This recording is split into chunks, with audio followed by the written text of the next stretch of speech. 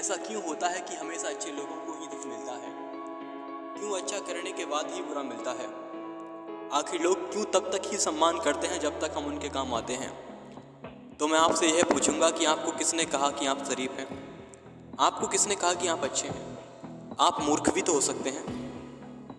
आज भारत के 90% लोग यही कहते हैं कि लोगों ने मेरे सीधेपन का फ़ायदा उठाया है, मेरी अच्छाई का फ़ायदा उठाया है। जिस समूह में बैठ जाओ बस एक ही बात होती है, भैया शरीफ लोगों का जमाना नहीं है। तो क्या पूरा भारत शरीफ है?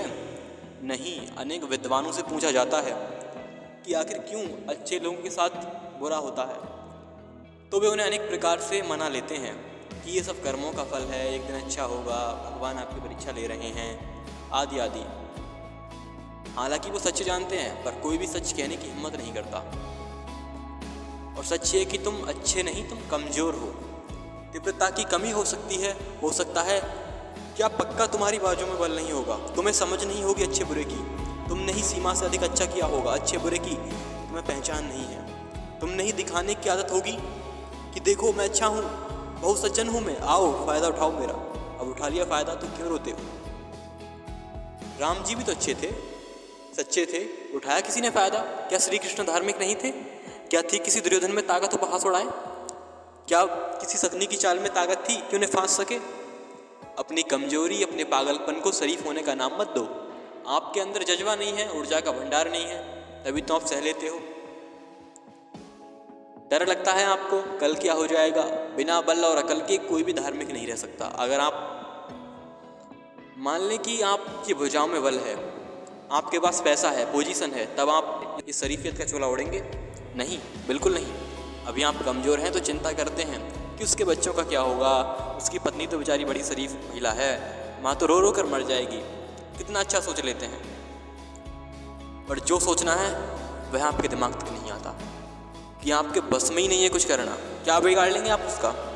शरीफ होना चाहते हैं, महान बनना चाहते हैं, मजाक समझा है क्या? दुनिया तुम्हें धार्मिक का इतना आसान है क्या? आखिर क्या है तुम्हें धार्मिक बनने के लिए? बस किसी का बुरा हुआ ही नहीं तुमसे जो तुम सच्चे हो गए, अच्छे हो गए।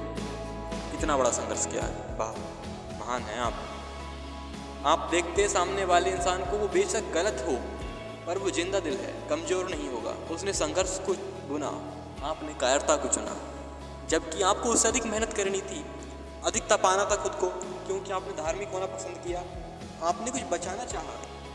आपका बल ऐसा होना चाहिए कि आपको देखकर शत्रु का गला सूख जाए। अगर कोई आनुवांशिक कमी हो तो खुद में जितना बदलाव ला सकें लाएं, और खुद को पैसे से मजबूत बनाएं। अगर आपने खुद के शरीर को जितना संभव था मजबूत बनाया, जितना संभव था आपने मजबूत बनाया, तो आने वाली पीढ़ियों में बलवर्धन आरंभ हो जाएगा। आपका बच्चा स्वयं पर ध्यान मांगेगा, उसको हर संभव मजबूत बनाएं, जितना हो सके उसके आकार में बढ़ोतरी कराएं, और अपने आनुवंशिक कमियों को अपने परिवार से उखाड़ फेंकें।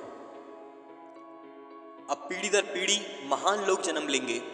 जहां आप स्वीकार कर लेते हैं सारी संभावनाएं खत्म हो जाती हैं, और जब आप संघर्ष को चुनते हैं तो ये मुश्किल तो होगा, बेचैनी तो होगी, पर यकीन माने समय लगेगा, पर एक दिन कुछ बड़ा और क्रांतिकारी परिवर्तन होगा आपके परिवार में। ये आनुवंशिक कमियां हैं, हम क्या कर सकते हैं? अरे ये बिगाड़े किसने आपके अनुवंश? क्या जिस ये किसने बिगाड़े हैं? क्या ईश्वर ने आपको ऐसा बनाकर भेजा, सबको महान, लंबा, तगड़ा, चौड़ा बनाकर भेजा, और आपको इतना कमजोर, दुबला, कुचला बनाकर भेजा ईश्वर ने? नहीं, ये सब आपके भी पूर्वजों ने, और आपने ही धीरे धीरे अपने शरीर को आकार घिस घिस कर छोटा कर दिया है।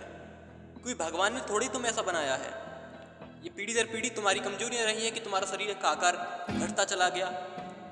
तुम्हें पूरे परिवार का स्वरूप बदलना है तो बहुत कुछ करना होगा। एक सेकंड को भी अगर आप बेचैन नहीं हैं तो ये सपना कैसे पूरा होगा? कब तक कमजोर बनते रहोगे यार? तोड़ दो ये कमजोर बेड़ियां जिसने तुम्हें जकड़ कर रखा है।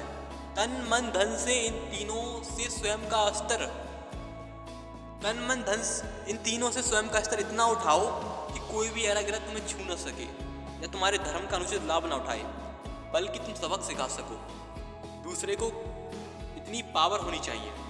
सच्चे अर्थों में धार्मिक होने से तात्पर्य बलवान होने से है, जिसके पास शक्ति है और वो संतुलित उपयोग करता है धर्म की रक्षा के लिए, जिसमें अभिमान मात्रा भर का नहीं पर शक्ति कूट कूट कर भरी है, ना कि सिर्फ व्यवहार से बल्कि आंतरिक रूप से भी बल्कि आंतरिक रूप से भी अपने मन पर शासन करने वाली दिव्य आत्मा हो, ना कि किसी ने फायदा उठा लिया कहने वाला कुलसित व कमजोर प्रवृत्ति का चरित्र हो। अगर तुम लोगों की पहचान करने में कमजोर हो तो सीधी सीधी इसमें तुम्हारी गलती थी। दूसरा था बुद्धिमान, क्या करता वो? उठा लिया फायदा उसने, निचोड़ ली तुम्हारी गुलामी की प्रवृत्ति। उसे क्या मालूम तुम तो भी और गुलाम बनोगे। आज रो रहे हो, कल कोई और आएगा, तुम्हारे गंदे रुमाल से तुम्हारे गंदे आंसू पहुंचेगा, तुम फिर हो जाओगे पागल। तुम्हारे अंदर जो बेवजह भलाई के रूप में गुलामी की आदत है ना, वो फिर जगेगी। अच्छाई के नाम पर तुम उसके साथ उसके हाथ धो के पीछे पड़ जाओगे, वो परेशान हो जाएगा तुमसे, और तुम इतने अंधे हो जाओगे कि ना जाने अपने जैसे ही कितने लोगों को हानि पहुंचाओगे। इस दुनिया में शरीफ ही शरीफ का सबसे बड़ा दुश्मन है। दोनों अपने अपने मालिकों की सेवा में कोई कमी नहीं छोड़ना चाहते और आपस में लड़ते रहते हैं। थोड़ा व्यवहार सुधारो अपना, कितना गिर गए हो तुम। कोई भी आता है मूर्ख बनाकर चला जाता है। लोगों को तुमसे बात करने में भय का अनुभव होना चाहिए था। लोगों को तुमसे बात करने में भय का झिझक होनी चाहिए अनुभव। ये नहीं कह रहा मैं आपसे कि तुम्हें अत्याचारी बनना है, बल्कि लोग तुम्हारा मन से सम्मान और बोलते वक्त झिझकें, कहीं कुछ गलत ना कह दो, कुछ गलत ना निकल जाए मुंह से। यूं ही नहीं कि 20 साल के हो गए, माँ आई सुनाकर चली गई, पिताजी आए फटकार कर चले गए, बहन आई दूध काट कर चली गई, और फिर मन ही मन अभिमान कर रहे हो कि देखो मैं कलयुग का सबसे बड़ा संस्कारी व्यक्ति हूँ। लौट कर जवाब नहीं दिया मैंने। अरे जिंदा ही नहीं हो तो जवाब कहाँ से दोगे? कुछ कहने की हिम्मत है क्या तो कहोगे ना। पड़े हो घर में माता पिता के टुकड़ों पर, क्या कहोगे? कहने लायक हो क्या तुम? हाँ कुछ है महान कह भी देते हैं, पर मैं उन बदतमीजों की बात नहीं कर रहा हूँ। तो अपने आप को उठाओ, लगाओ मेहनत में, अपना स्तर बनाओ, वरना एक स्वतंत्र गुलाम और गुलाम स्वतंत्र नहीं होता। लेकिन मैं आपको प्रयोग कर रहा हूँ कि स्वतंत्र गुलाम से अधिक कुछ नहीं होगा तुम्हारा। सुधर जाओ। हमने ना जाने कितनी जगह पर यह सुना है कि कर्म का फल मिलकर रहता है, फिर हम कर रहे हैं मदद किसी गलत आदमी की क्योंकि हम अच्छे हैं। चलो कोई बात नहीं, बुरा हुआ तो क्या हुआ, हम तो अच्छे हैं। जब ईश्वर उस व्यक्ति को सुधार रहे हैं, दंड दे रहे हैं उसकी गलतियों का, तो तुम अपनी टांग लेकर आ जाते हो बीच में। तो सीधा तुम्हारा पंगा हो गया उस अंतिम शक्ति से जिसने महाभारत के युद्ध में अपने शब्दों से ही सभी अधर्मियों का नाश करवा दिया। पर तुमने भीष्म बनने की कसम खाई है। भीष्म मत बनो, मान जाओ। कोई दुर्योधन अगर संकट में है तो तुम्हें भीष्म बनने की कोई आवश्यकता नहीं है। उसकी जांग तो टूटनी ही है। तुम्हारे बिना कारण तुम बिन कारण फूलों के बिस्तर को कांटों की सेज बना लोगे, पता भी नहीं चलेगा। फिर कहोगे कभी तो अच्छा होगा, मैंने कभी किसी का बुरा नहीं किया। अबे मूर्ख, जब बुरे व्यक्ति का तूने बुरे वक्त में साथ दिया, जब उसे ईश्वर सुधार रहे थे, उसके कर्मों का दंड दे रहे थे, लेकिन तूने क्या है अपनी टांग अड़ा दी बीच में ईश्वर के निर्णय में और कर दी उसकी मदद। अब फल कौन भुगतेगा फिर? हाँ, ईश्वर से सीधा पंगा ले रहा है, कौन भुगतेगा इसका फल? उसके काम में टांग अड़ाते हो और सोचते हो कि अच्छा होगा, कभी अच्छा नहीं होने वाला यार। ऊपर वाले काम में टांग अड़ा रहे हो और कहते हो कि अच्छा होगा। अजीब हो यार तुम भी।